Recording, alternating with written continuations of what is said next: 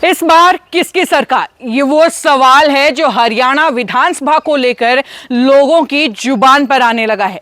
ऐसे में हाल ही में आए लोकसभा चुनाव के नतीजों ने एक और जहां विधानसभा चुनाव के लिए भाजपा की मुश्किलें बढ़ा दी हैं, तो वहीं 10 साल से सत्ता का सपना संजो रही कांग्रेस की राह इससे आसान हो गई है। 4 महीने बाद विधानसभा चुनाव में भाजपा की चुनौती बढ़ना तय है। दरअसल 2019 के लोकसभा चुनाव में कांग्रेस का हरियाणा में खाता तक नहीं खुला था, लेकिन इस बार 5 सीटों से कांग्रेस में नई जान आ गई है।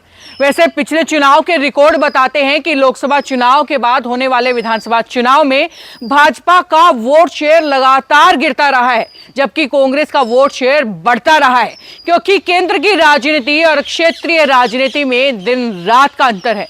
ऐसे में भाजपा को डैमेज कंट्रोल करना होगा और उन कमियों पर गौर करनी होगी जिनकी वजह से उसे 5 सीटों पर हार का मुंह देखना पड़ा है।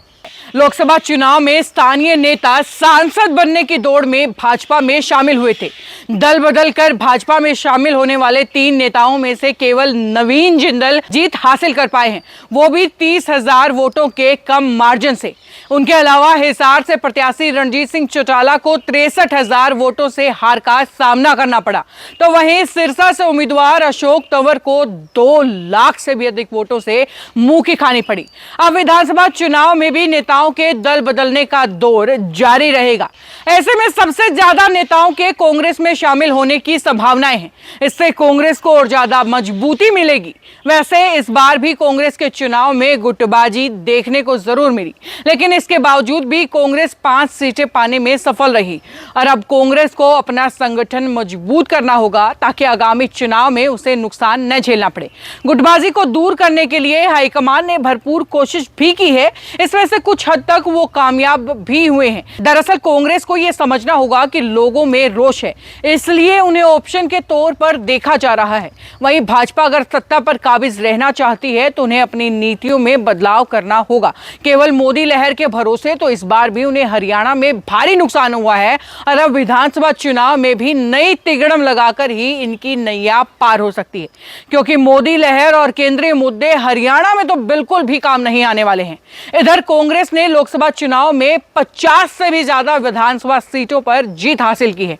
ऐसे में यह आंकड़ा कम होने के बजाय बढ़ने वाला है, मगर इसके लिए उन्हें जमीनी स्तर पर काम करना होगा और साथ ही साथ अपनी खामियों पर भी ध्यान देना होगा।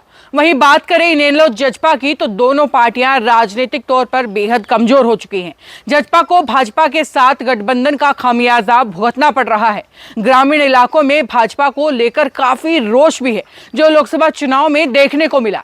दूसरी तरफ इनेलो के एकमात्र विधायक अभय सिंह चौटाला कुरुक्षेत्र से चुनाव लड़े, मगर अपनी जमानत भी नहीं बचा पाए।